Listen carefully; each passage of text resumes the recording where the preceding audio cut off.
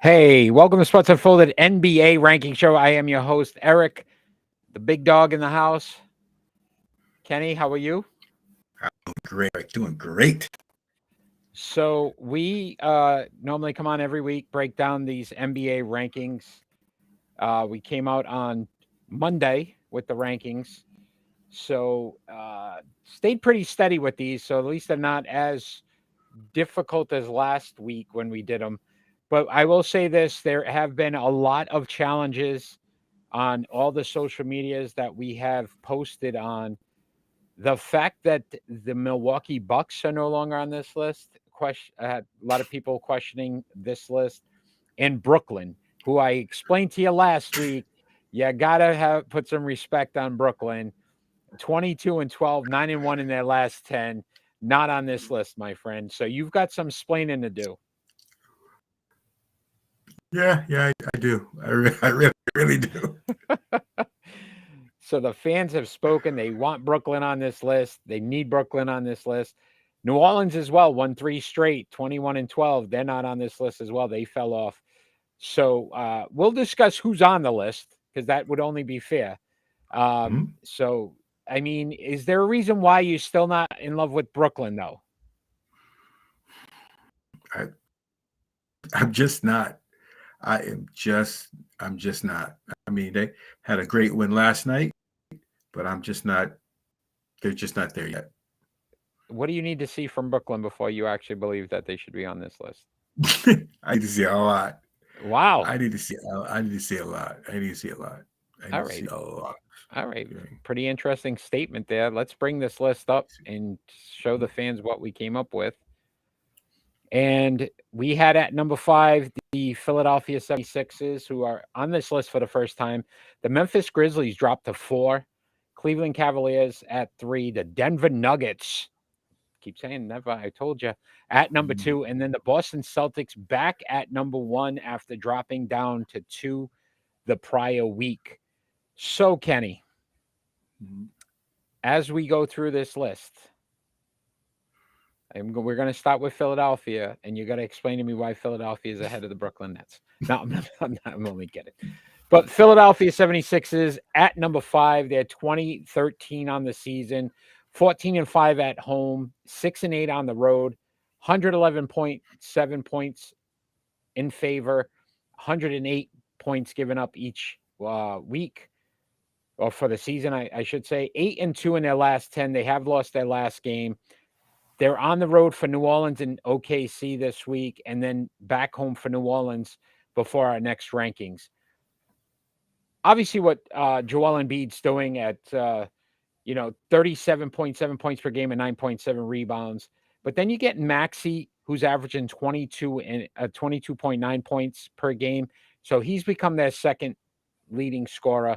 Then James Harden chipping in 22 and 11.2 assists. So what have you seen from the Philadelphia 76ers that make you believe they're the best team at 5? Embiid is playing a excellent season, and believe it or not, they're 19-1 when they lead in the third quarter. So they get the second half, they go in the locker room, boom, boom, boom, boom, boom, boom, go out, and they play hard in that third quarter. 19-1 in the third quarter when they lead. Readjust, right? Maybe some of those second half adjustments. Doc Yep. Rivers, again, putting together a great coaching regular season. We'll see how it Yeah. translates when the playoffs come. Yeah. So let me ask you this question, Kenny. Little discussion this week with James Harden and a possible return to Houston next season. How likely do you think that would happen? Would he leave the Philadelphia 76ers seeing the success they've had? No, I don't think he's gonna leave. I don't think he's gonna leave. They can make a deep run in the playoffs. So I don't think he's going anywhere. And Houston, he didn't really like it there. Interesting. Just I find it odd that that would even come up, but the Yeah, fact that they were me too. talking about it, I don't know if that was just a good PR move on his part to say, "Hey, look, yeah, I would always think about coming back to Houston. Loved it there." It really wouldn't make sense for this point in his career. Why would he want to go back and start all over again with the young kids? I don't know. Hmm. So at number 4, you had the Memphis Grizzlies. They had 20-13 on the season, 13-3 at home, 7-10 on the road. Not very good on the road. 115.2 points for, 111.7 points against, 6-4 in their last 10. They've lost their last 2 games. They've got games at Toronto, then New Orleans, and Sacramento at home. When I started to break down this team a little bit, we know what Ja's doing, 27.1 points per game, and Bane, we've talked about them in the past. But the fact that Dylan Brooks, your 4th leading scorer, and you mentioned him last week, 17.4. Jaren Jackson, 15.9. Brandon Clark, 10.3, and Tyus Jones with 10.2. So they've got 6 guys that are averaging over double digits in points scored. Grizzlies dropped a little bit, though, on this list this week. They had a difficult week. Is that just a one-off, a little bit of a hiccup, bump in the road, or do you feel like this team may be faltering a little bit? I think they may be faltering a little bit. Ja said last week to ESPN he's fine in the West. Hello, you got the Phoenix Suns, you got Denver, you got the Pelicans. You're not fine in the West, Ja. You're not fine in the West. The West is competition, and so is the East. And you may be overlooking teams, and sometimes that's what happens. You get a little bit too confident, too cocky. He's young, and you can't take anything for granted. Injuries happen.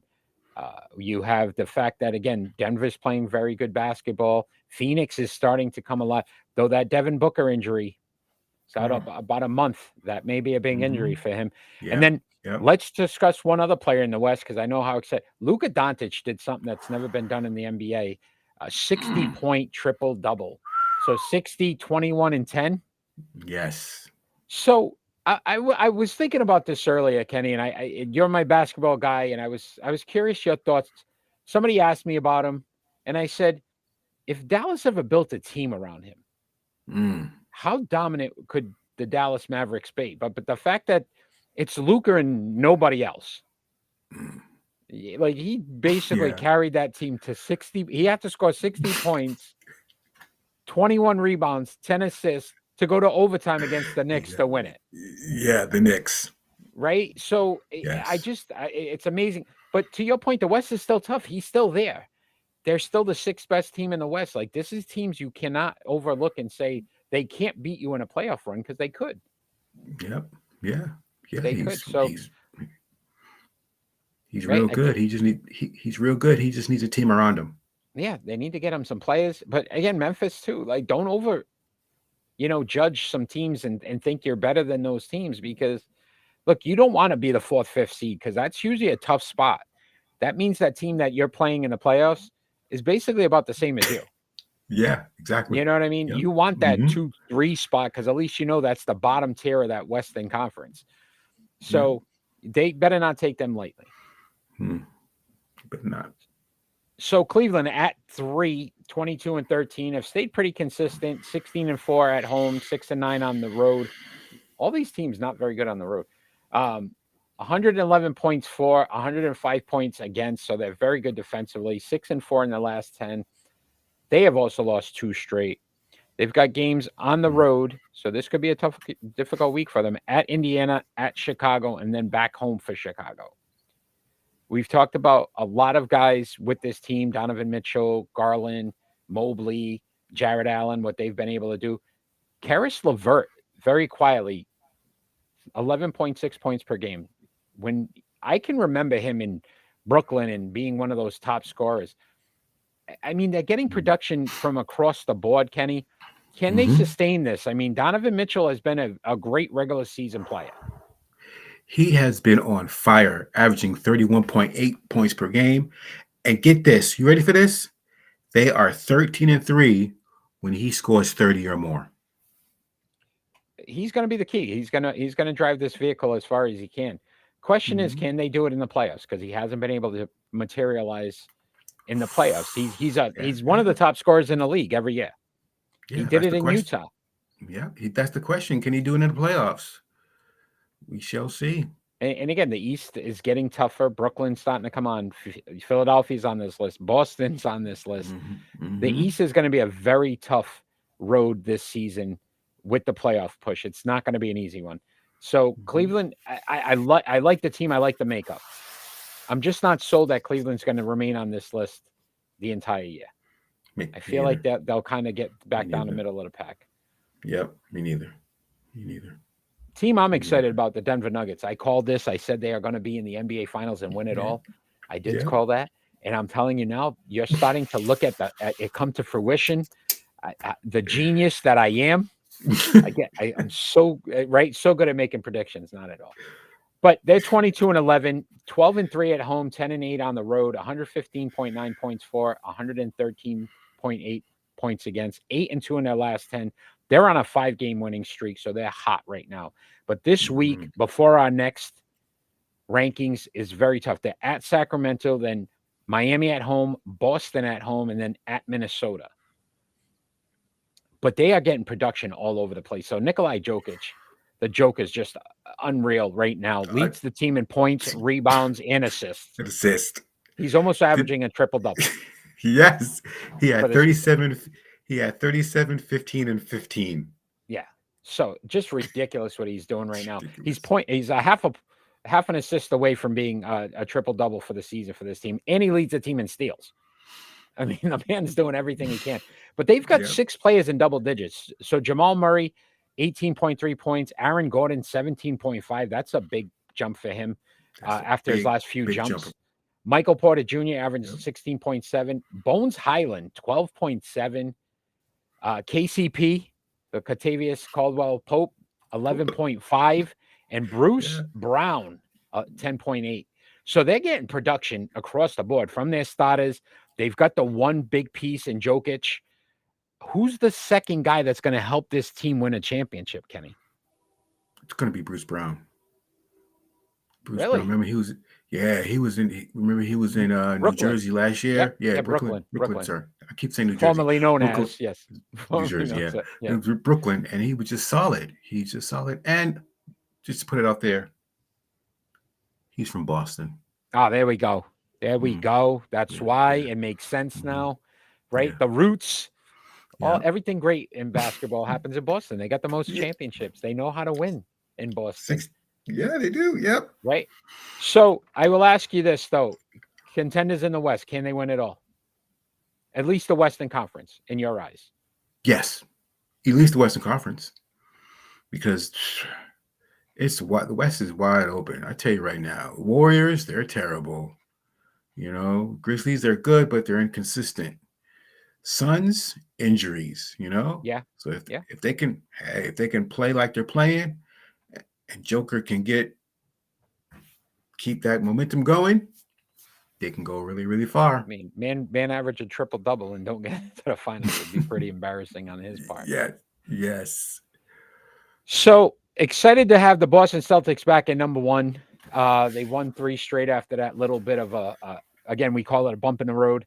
So they're 25-10, 14-5 at home, 11-5 on the road, 118.9 points per game, 112.1 points given up, 5-5 in their last 10. We talked about that little 3-game stretch, but they've won 3 straight. Before our next rankings, they play the Clippers at home and then at Denver. That's a very good game, one that we should definitely be watching out for. We've talked about Tatum and what he's done so far this season, and then Marcus Smart. Jaylen Brown, though, 27 points per game.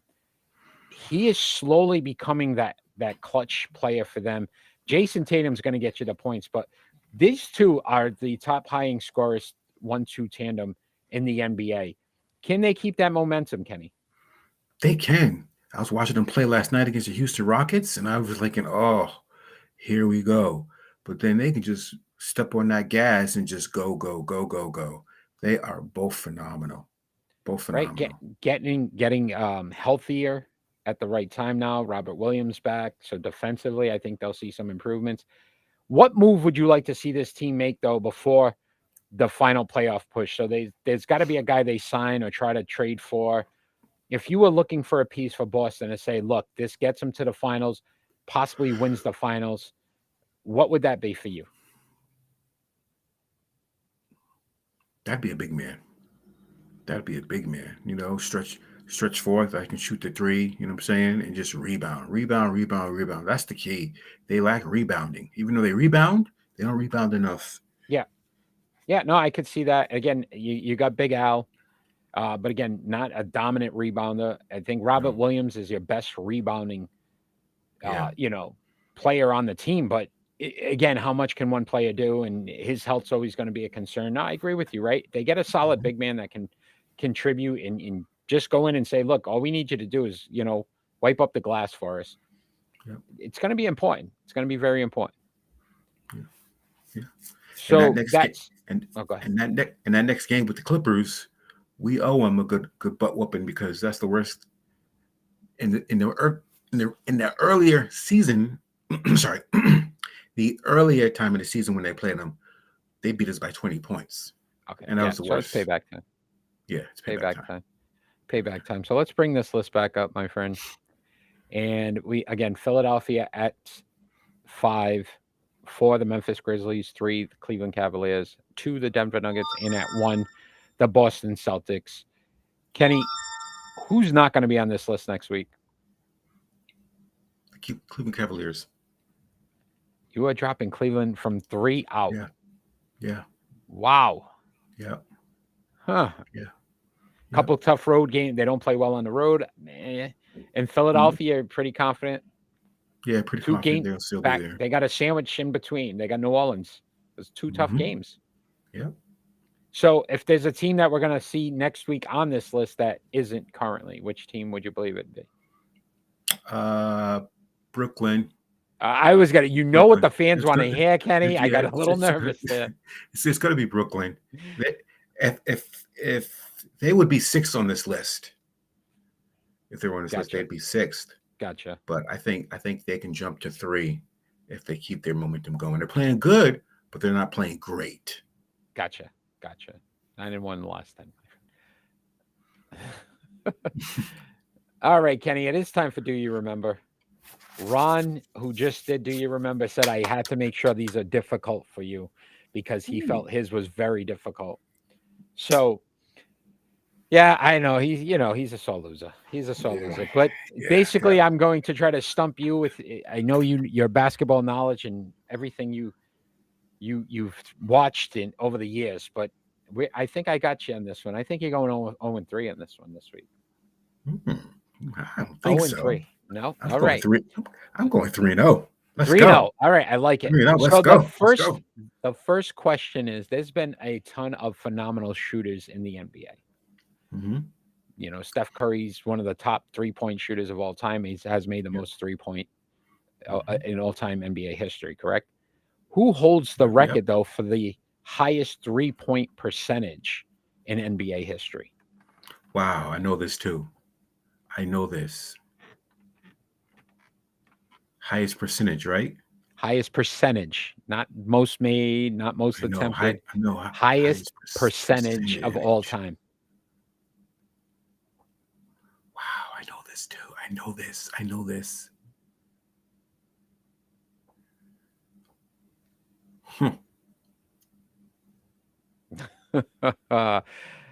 You guys are great this week. Oh my gosh, I know this too. This is gonna.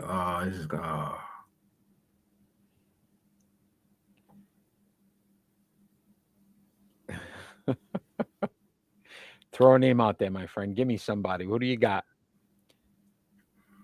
Highest percentage. Highest percentage of all time.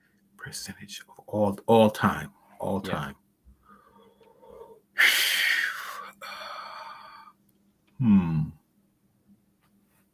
It's not Ray Allen. Okay, that's sure good. That doesn't count for a point, by the way. I'm pretty sure it's not Ray Allen. So we could do that all day. I'm gonna go. Reggie Miller, right? Phenomenal shooter. Are you correct though? How about this hint? No. He's currently an NBA coach. How's that one for you? Wow. That's Steve Kerr. 45.4% on a 3-point, his 3-point percentage all time. That's right. Highest in NBA history. Steve Kerr. All right. 0-1, my friend. 0-1. Ron got a point this week. Ron got a point. So far you're not doing so well. But Steve Kerr, right? You think about those great Bulls teams, but then he went San Antonio for a bit. Yeah. And he was still successful there. So Steve Kerr, your all-time 3-point percentage leader in NBA history. Yeah, he was nasty. He was a great player. All right, the second one. So along the same lines, Kenny, who holds the highest field goal percentage all time in NBA history? And I will tell you this, it is a player who is currently active. So the all-time highest field goal percentage in NBA history. Dang, these are That's hard. tough. I told you, these are tough, man, this week. Jeez, field goal percentage. Field goal percentage. And he's actively, huh? Active. He's currently active in the NBA.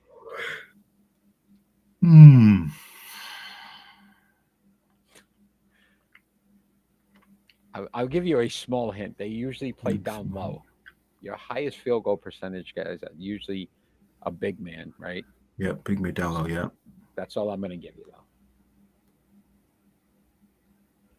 Wow, he's currently... You're never going to get this one. Trust me, my friend. When I saw this, I said, there's no way I would ever think this player would be the highest field goal percentage of all time.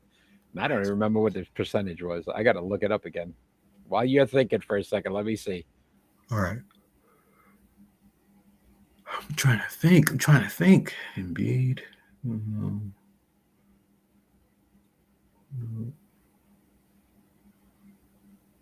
I got nothing. Oh my goodness. Let me see if it's even still up here. Oh, there it is. Yeah, okay, I got it. All right. You ready for this one? I'm ready for this one. Because I said I have to get you the percentage too. That would only be fair. Ready? Highest field goal percentage in NBA history is DeAndre Jordan. Get the heck out of here. 67.4% all time. The highest in NBA history right now. You know what? That makes sense. That makes right. sense. All he did the lob city, baby. Yeah, that's all he did. He dunked. All he did was dunk. Yeah, but highest field goal percentage in NBA history is owned by that man right there. Wow. 67.4%. Wow. That makes sense, yo. You're very welcome. 0-2, my friend. I told you. You're going over. I think you're going over. This one, it's a little bit of a tricky question. So there have been the top 5 scorers in NBA history all time. Okay? 5th was Michael Jordan. Yep. The next 4 are all former Lakers. Can you name all 4 Lakers? Former Lakers. I'm even going to bring up a screen here. So I'm going to give you some hints here because right there, some of them may be on that screen. So it was, there's 4. Yep. Go ahead. So who's number 1 all time? Kareem. Okay. He's on there. Okay. Yep. Okay. All right. Yep. I'm going to go with Wilt. The next one. Okay. Okay. All right. Kobe. Yeah. One more. You're going to hate me for this one, my friend. No, because it's not Jerry West. Is it maybe NBA all-time scorers? I know it's not Magic. I know it's not Magic. Okay. So I'm gonna say Jerry West. All right. So Kareem correct at number 1. Yep. At number 2, currently active player LeBron James. That's right. That's right. Because he's gonna break it. That's right. All right. You are correct with Kobe. Yeah. So that was the 3rd. The 4th one, who's 3rd all-time NBA in scoring, only played, I believe, 1 season with the Lakers. That would be Karl Malone. That's right. Karl Malone was your I thought that was the one that was going to mess you up.